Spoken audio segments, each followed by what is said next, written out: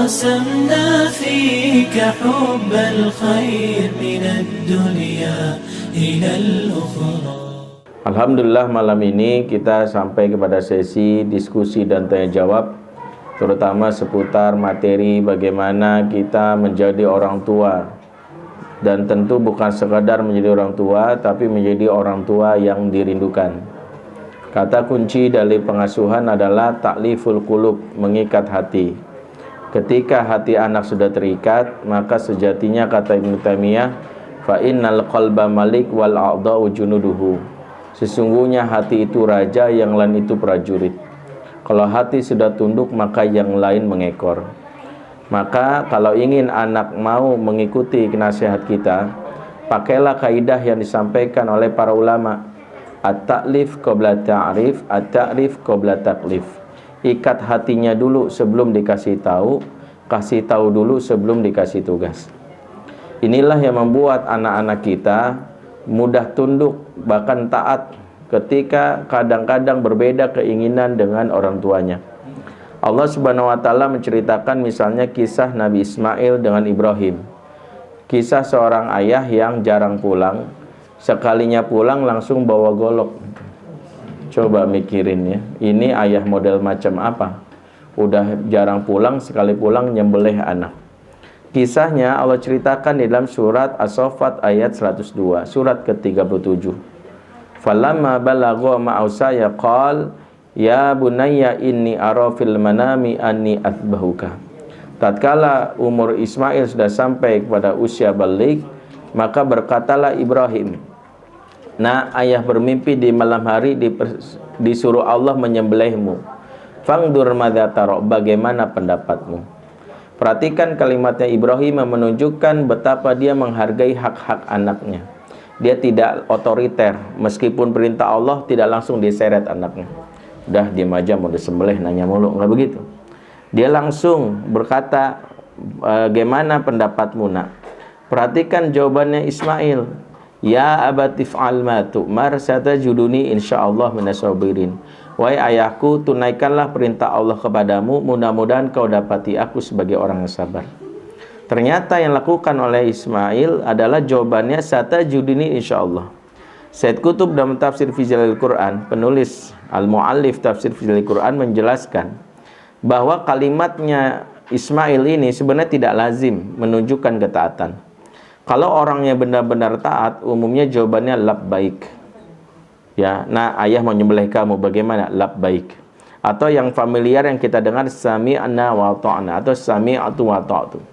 Tapi jawabannya Ismail apa? Ya, satajiduni insyaallah minas sabirin. Mudah-mudahan kau dapati aku sebagai orang sabar. Maka komentar beliau terhadap jawaban Ismail apa? Sebenarnya Ismail takut. Sebenarnya, dan itu manusiawi. Seorang anak mau disembelih sama bapaknya sebenarnya takut.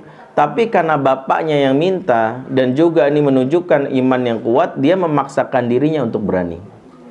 Maka sejatinya setiap anak ada kalanya mungkin berbeda pendapat sama orang tuanya.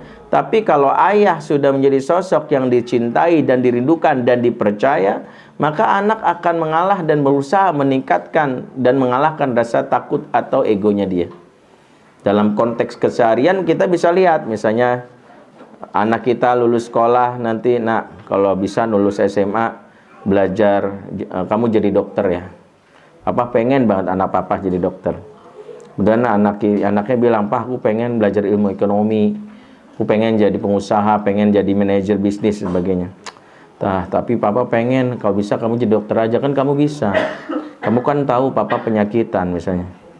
Papa ini kan jantungan ya, kalau akhir bulan ngeliat buku tabungan deg-degan kan gitu ya. Berdebar-debar. Ini bukan cinta, emang penyakitan. Kemudian apa kata anaknya? "Ya udah deh, Pak. Doain ya biar aku kuat kuliah di kedokteran. Doain ya, Pak, biar aku kuat kuliah di kedokteran." Sebenarnya tuh anak pengen kuliah di mana? Ekonomi, tapi karena papahnya yang minta, maka dia menyerahkan keputusan akan kuliahnya kepada papahnya.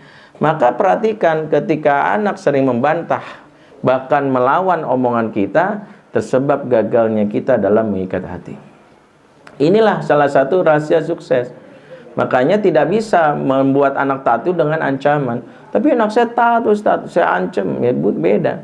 Taat itu ada dua. Taat karena cinta, taat karena terpaksa atau takut. Kalau taat karena cinta, mereka menyerahkan dengan bahagia apa yang mereka ingin lakukan untuk orang tuanya. Kalau taat karena takut, mungkin karena ancaman atau paksaan, efeknya biasanya dua. Yang pertama, biasanya anak ini ya menyusun kekuatan, seraya nanti kalau sudah dewasa ingin melakukan perlawanan. Biasanya nanti jadi liar. Waktu kecil kelihatan nurut gitu, udah gedenya malah melawan dan membangkang. Nah ini karena dulunya diancam terus, ya, ditakut-takutin. Ya, makanya kalau orang tua yang galak itu hati-hati. Anak sih baik doainnya, ya Allah masukkanlah papaku ke surga ya. Kalau bisa secepatnya kan gitu. Baik sih baik ya. Enak kan didoain masuk surga. Masalahnya secepatnya ini kan gitu ya. Kita kan pengen tahu 2019 kita presidennya siapa gitu. Jadi kita ada yang kayak gitu. Ya, makanya jangan GR kalau anak ditakut-takutin itu lantas taat, jangan GR. Yang kedua, efek dari anak ditakut-takuti cenderung inferior. Bahkan jadi anak yang tidak percaya diri. Jadi kalau takut, bahkan anak yang minder itu berdasarkan pengalaman saya jadi konselor itu ada 3 ciri. Dan ini tidak ada di buku manapun, bisa kita lihat. Yang pertama, kalau pengen tahu nih bapak-bapak yang guru terutama, anak yang dalam tekanan atau stres biasanya cirinya 3. Yang pertama, gerakannya minimalis. Ya, jadi kalau senam yang lain gerakannya maksimal. Kalau dia gini. Nah, minimal. Yang lain kan biasa, kalau dia lompat, kalau dia nggak bisa, itu minimalis. Yang kedua, ekspresinya minimalis. Yang lain tuh kalau dia lucu, spontan ketawa, hahaha. Kalau dia, hahaha, kaku. Ya, ini banyak yang tertekan juga kayaknya. Oke. Yang ketiga adalah, dan ini salah satu indikator yang tidak boleh kita sepelekan, matanya tak berani menatap lawan bicara. Kalau ngomong nunduk. Ini jangan GR, anak saya soleh godul basor. Bukan. Ini karena saking terinjak-injaknya jiwa, mata sebagai jendela jiwa tak berani terbuka. Makanya kalau orang ngomong nunduk itu tandanya sebenarnya dia tidak pede, tidak minderan sebenarnya. Apalagi kalau dia bicara sama orang lihat. Kalau orang yang berada, orang kita bangsa-bangsa katakanlah ya, bangsa yang terpinggirkan ini, kau berhadapan dengan orang-orang yang maju itu kadang-kadang kan kita ngomongnya nunduk. Ini sebenarnya memang karena jiwa kita jiwa yang terbiasa tertekan. Jadi jangan GR kalau ada orang nunduk itu bukan godul basor. Memang jiwa dia sudah terbiasa dalam tekanan dan ancaman. Dan anak yang seperti ini, mohon maaf, ini anak yang rentan mengalami namanya hipnotis. Jadi hipnotis ini setelah saya pelajari bukan sekedar pakai magic, yang pakai magic alam ada juga, tapi juga membaca tentang bahasa tubuh. Makanya pengalaman saya di Indonesia itu, saya juga bisa tahu nih anak yang gampang dihipnotis mana yang tidak, orang tua yang gampang dihipnotis mana yang tidak. Reaksinya bagaimana? Jadi misalnya sering kalau di ATM di Jakarta itu, para penghipnotis yang jahat itu yang memang modusnya modus ekonomi, biasanya saat di mesin ATM membuat suasana panik. Nanti reaksi yang punya kartu itu akan menentukan dia ini gampang dihipnotis atau tidak. Saya lagi dapat masyarakat tiba-tiba bunyi dar gitu ya. Kalau yang susah dihipnotis biasanya kepo. Kepo tahu apa sih? Cari. Nah, itu susah dihipnotis. Tapi yang langsung apa tuh? Langsung tengok. Nah, itu yang kayak gitu tuh gampang dihipnotis. Itu gampang langsung ya. Makanya sering kalau ada pentasnya para aksi ahli hipnotis itu sering perhatikan deh. Biasanya mereka mulai dengan pertanyaan klasikal. Siapa di antara bapak-bapak yang siap jadi orang kaya? Saya. Yang kayak gini nggak bakal dihipnotis. Yang terlalu pede. Tapi yang ragu-ragu, siapa yang siap jadi orang kaya?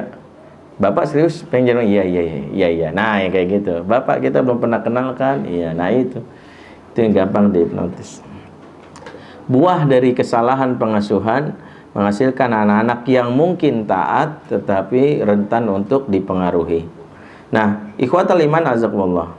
Yang kita mau bahas ketaatan karena cinta, buah dari kesadaran bahwa dia melakukan ini karena ingin juga memberi kontribusi terhadap kebaikan bagi orang tuanya. Nah, bagaimana itu? Sekali lagi, ketika kita bisa menaklukkan hati anak, kita sejatinya lebih mudah dalam berangka untuk mengasuhnya. Dan inilah kenapa materi ini sudah saya ulas ya di waktu sebelumnya.